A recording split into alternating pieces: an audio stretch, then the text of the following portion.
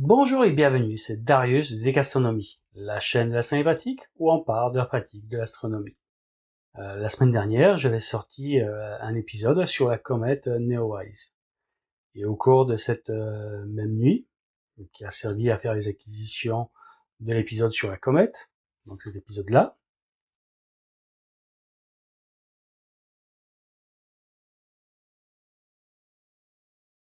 j'en avais également profité pour faire quelques acquisitions du système solaire, et notamment de Jupiter qui approchait de son opposition qu'on a eue dans la nuit du 13 au 14 juillet. Et donc, ça fera l'objet de la vidéo d'aujourd'hui, donc le traitement de ces fameuses acquisitions de Jupiter. Mais avant, vous connaissez la musique, la sous-générique. C'est parti.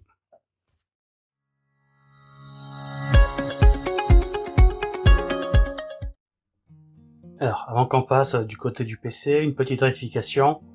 En fait, l'acquisition qui va servir au traitement d'aujourd'hui, elle a été prise au cours du live qui a été fait donc la semaine dernière, dans la nuit du samedi au dimanche, donc dans ce live-là.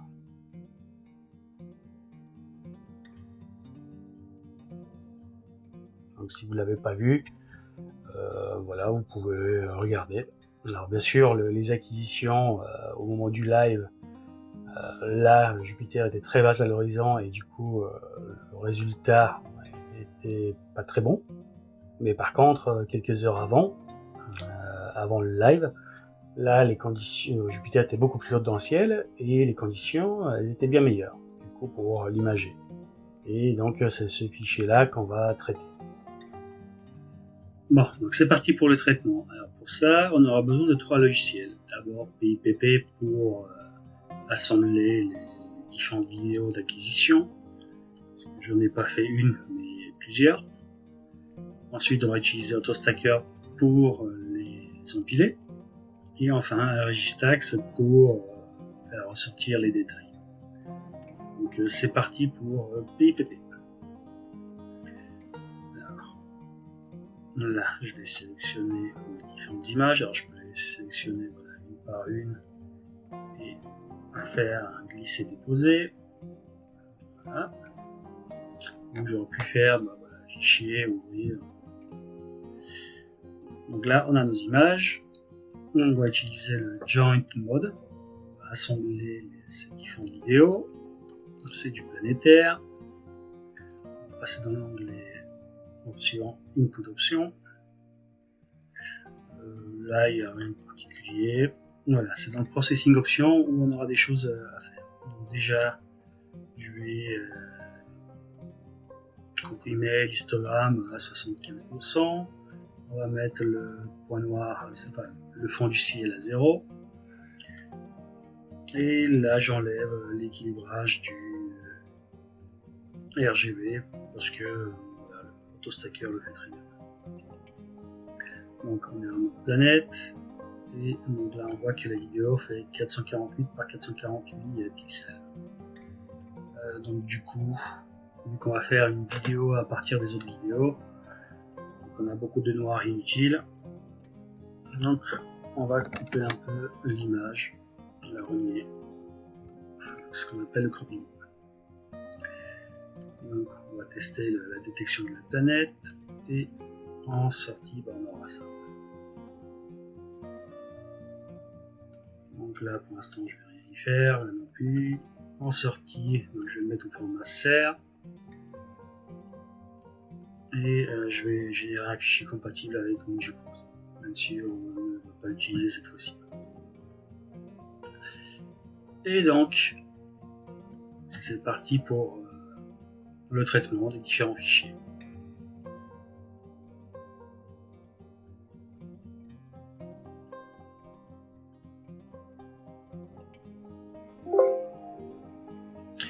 Voilà, notre traitement est terminé, on n'a plus besoin, et donc du coup, on a eu ce répertoire-là avec 10 Go de données. On passe à AutoStacker.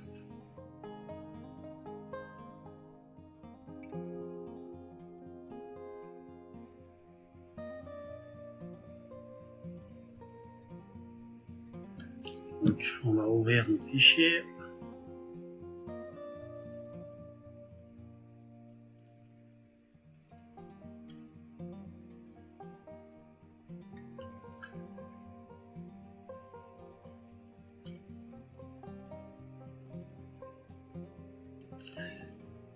Alors on y voit qu'on a plus de 35 000 images. On va faire un double stack. La première chose à faire, c'est d'analyser cette trame vidéo.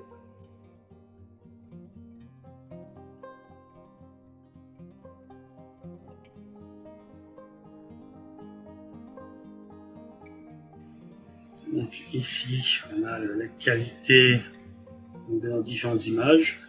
On voit que par moment elle était bonne, puis mauvaise, puis bonne, mauvaise, à peu près bonne, et puis après à la fin mauvaise. Donc là, je coche la totale.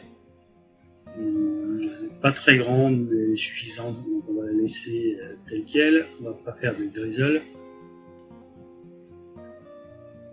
Et donc 1% des images, donc ça fait 350 images, 2%. Et pour le fun,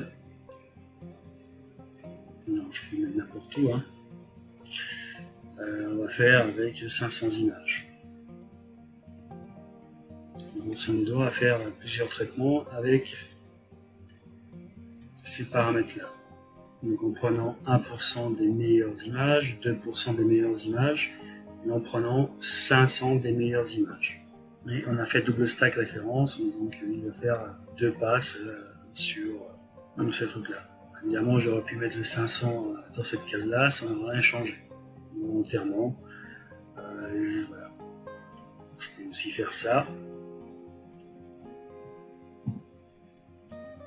Voilà, ça ne change rien. Il fera donc 1%, 2% et 500 images.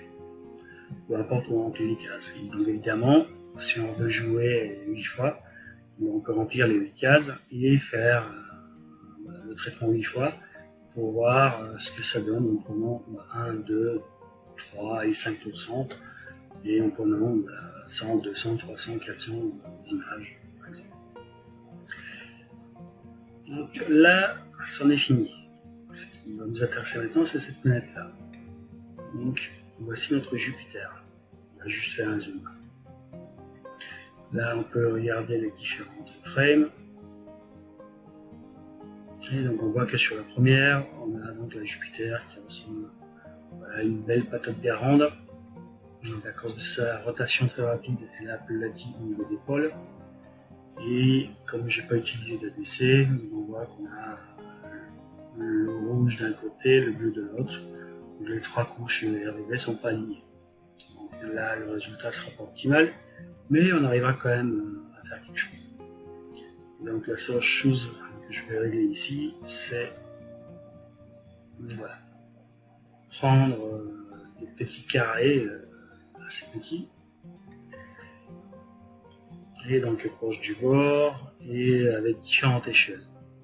Donc là, quand je vais faire ça, hop, on voit ici des grands carrés, mais en fait il y en a des grands, des petits. Voilà, il a fait plusieurs échelles et il a placé 338 points comme ça. Et donc on va faire stack pour le traitement.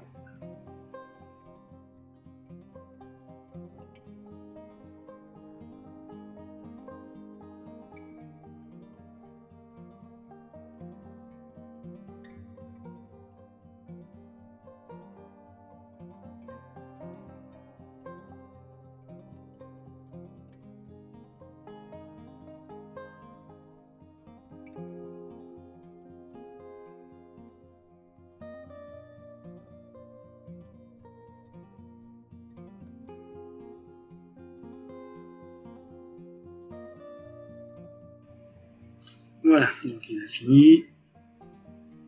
Et on retrouve ici les résultats.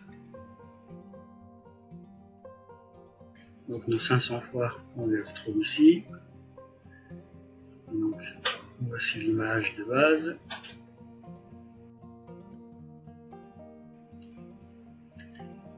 Et voici ce que AutoStacker nous propose en mettant voilà, un peu de netteté. Ensuite ici 1%, ici. Voici l'image de base. Et l'image avec les onglettes. Trop mal. Et enfin, les 2%, donc 700 images à peu près sur 35 000. Voici une image brute, empilée. Et voici ce qu'on peut en tirer avec les onglettes.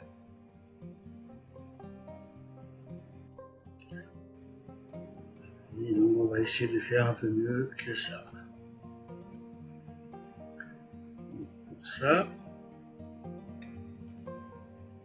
je lance Registax.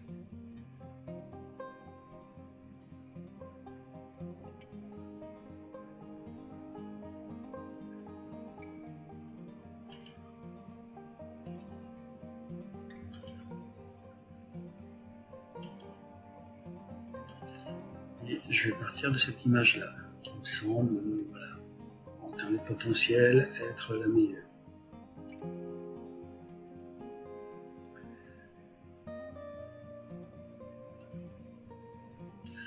On voit que la balance des blancs est à peu près bien faite. Elle est corrigée.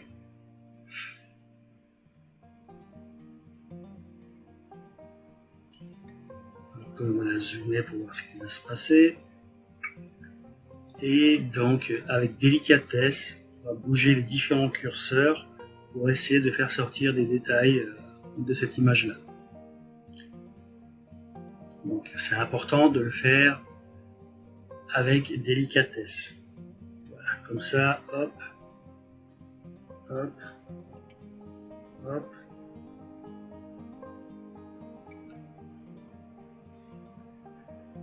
Ici, on surveille ce qui se passe. Donc, quand on va trop loin, ça rajoute du bruit. Donc, ce petit grain très disgracieux qu'on peut gommer avec ça. Donc là, on rajoute du contraste et là, on rajoute du flou. Donc, voilà pour le traitement. Alors, le télescope nous donne une image inversée. Donc, on va la remettre à l'endroit.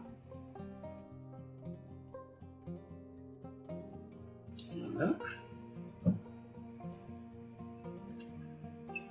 Voilà. Là, on vérifie l'histogramme qu'il n'est pas saturé. Et en passant en mode log, on voit mieux ce qui se passe. Donc, du coup, on peut donner un peu de gamma pour avoir un Jupiter un peu plus clair.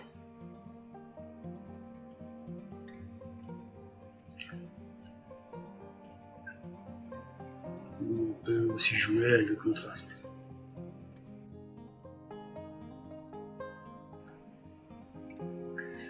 Là, on est arrivé au bord. On va aller au-delà.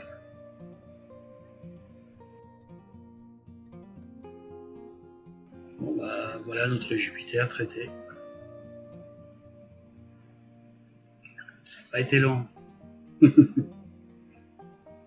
n'y avait plus qu'à enregistrer l'image.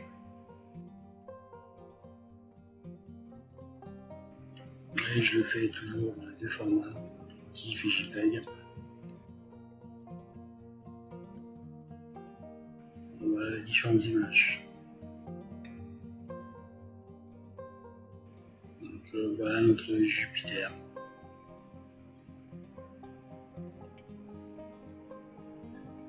Bon, donc là il n'y avait pas de Barlow, pas d'ADC. C'était mon C8 avec le réducteur de focale, puisque donc c'était fait le jour du live sur la comète Neowise. Il fallait avoir plutôt une focale courte pour voir la comète qu'une focale longue. 1360 mm de focale, c'est comme si on avait une Barlow sur une 81D. Donc voilà, j'espère que ce petit épisode pour introduire la playlist sur Jupiter vous a plu. Et on aura d'autres occasions voilà, justement de faire des tests avec d'autres instruments ou avec d'autres configurations, donc avec un Barlow, avec ou sans ADC, avec voilà, donc, ma 81D, avec une 120 chromatique. Alors, je pourrais aussi le faire donc en monochrome, une caméra monochrome. À l'occasion, je testerai aussi avec un filtre IR-Pass. Et voilà, les possibilités d'acquisition et de traitement sont nombreux et du coup, au fur et à mesure que je testerai différentes config, je vous partagerai les résultats que ça donne. Et comme ça, vous verrez l'influence de chaque élément sur le chemin optique. Que ce soit la Barlow, l'ADC, les éventuels filtres. Voilà, chacun d'eux aura un impact sur la photo finale. Pareil, donc là ça a été fait avec une caméra couleur. Et justement, on peut très bien le faire avec une caméra monochrome et des filtres LRGB. Donc là, normalement, on aura ma caméra monochrome la même résolution que ma caméra couleur. Et donc, du coup, vu que la caméra couleur a une matrice de Bayer, on a une résolution 2 fois plus petite que au final que sur la caméra monochrome. Donc à l'occasion, voilà, je ferai aussi un test en RGB pour montrer le gain potentiel qu'on peut avoir. Donc là, on n'est pas au taquet de ce qui est possible de faire avec la C8, loin de là, mais ça donne déjà une bonne base. J'espère que cet épisode vous a plu. Si c'est le cas, n'hésitez pas à le liker.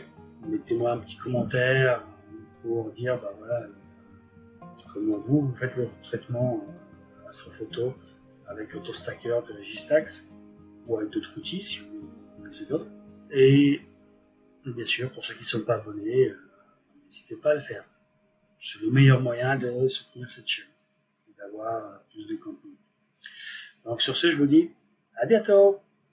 Ciao.